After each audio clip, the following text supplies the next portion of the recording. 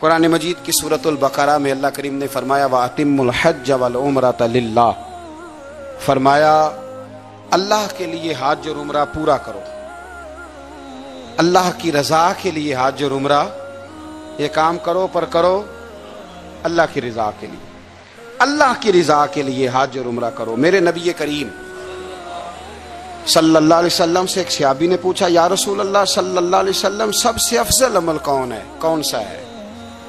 اعمال تو ڈھیر سارے ہیں نا، گلی سے کنکر آپ نے اٹھا دیا تو وہ بھی صدقہ ہے۔ یا رسول اللہ صلی اللہ تعالی علیہ وسلم افضل عمل کون سا ہے؟ نبی پاک نے فرمایا اللہ اور اس کے رسول پر ایمان لانا۔ عرض کی حضور اس کے بعد؟ فرمایا اللہ کی راہ میں جہاد کرنا۔ کہا یا رسول اللہ اگر میں تیسری بات پوچھوں کہ اس کے بعد؟ تو حضور نے فرمایا پھر بیت اللہ کا حج کرنا۔ ایک ترتیب بیان کی، ایمان کے بعد افضل ترین عمل جہاد ہے، اللہ کے راستے میں جہاد کرنا، اور اس کے بعد پھر حضور نے جس عمل کو افضل ترین قرار دیا وہ حج بیت اللہ ہے، وہ اللہ کے گھر کی زیارت کرنا ہے، وہ حج کی سعادت حاصل کرنا ہے۔ حج ایک عظیم نعمت ہے، ایک عظیم نعمت۔ میرے رسول کریم علیہ السلام نے کچھ مثالیں ایسی بیان فرمائی ہیں جو اگر ہم سمجھ جائیں نا،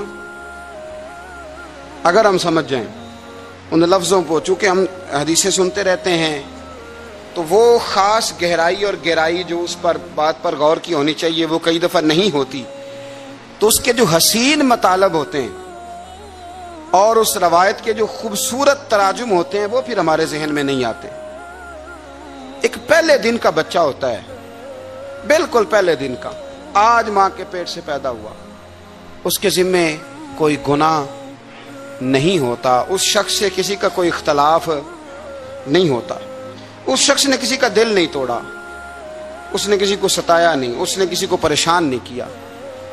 اب میرے نبی کریم علیہ السلام کا جو مثال دینے کا انداز ہے اور جو سمجھانے کا طریقہ ہے وہ طریقہ دیکھے کتنا انوکھا ہے۔ حضور فرمانے لگے جس بندے نے حج کیا اور نہ اس نے اس میں کوئی فحش بات کی، نہ کوئی گناہ کا کام کیا، اور حج کر کے واپس آ گیا تو یوں سمجھو اس طرح ہو گیا جس طرح آج ماں کے پیٹ سے پیدا ہوا ہے۔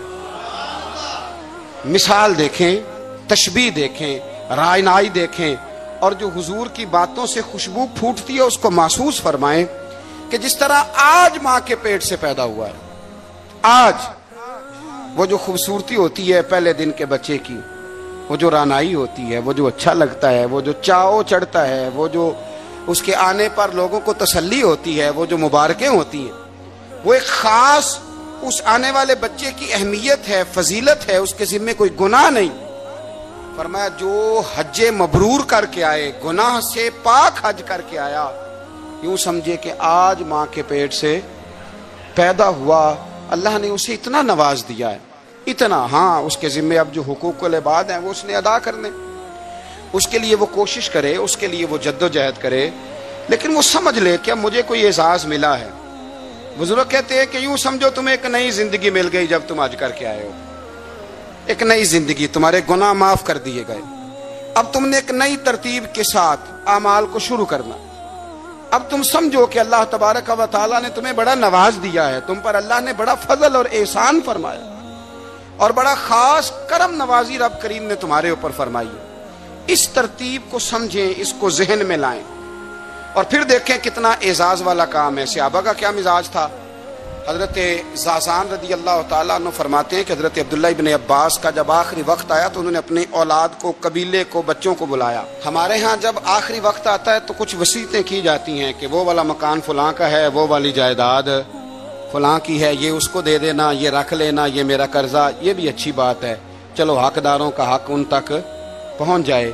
لیکن حضرت عبداللہ ابن عباس نے اپنے آخری وقت اپنے بچوں کو بلایا اور بلا کر کے فرمانے لگے بیٹا میرے پاس بیٹھو، میں تمہیں اپنے نبی کریم علیہ السلام کی ایک حدیث نہ سناؤں؟ اللہ کرے ہمیں بھی حضور کی حدیثیں سناتے سناتے ہی موت نصیب ہو، آمین تو کہہ دیں یار۔ اللہ تعالیٰ اسی رستے میں نا موت عطا کرے۔ میں اپنی حیاتی تو قربان تھی وہاں محمد محمد پکیندے گزر گئی، محمد محمد پکیندے گزر گئی، احد نال احمد صدیندے گزر گئی۔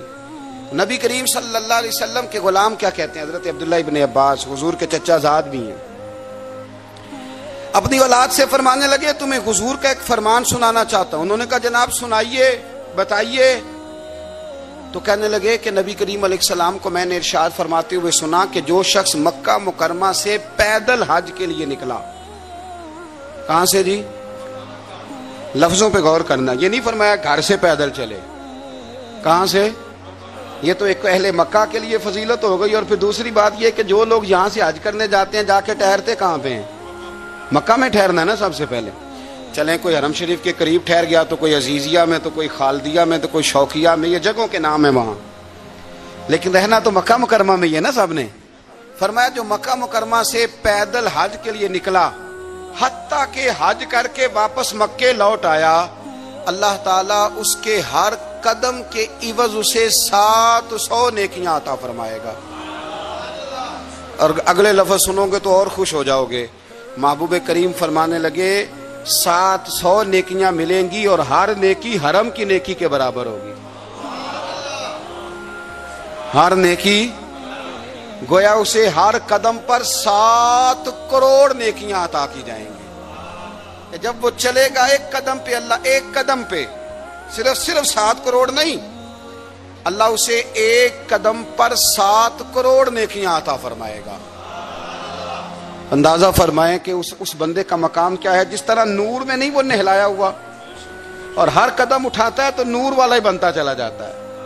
حاجی کی یہ سعادت ہے۔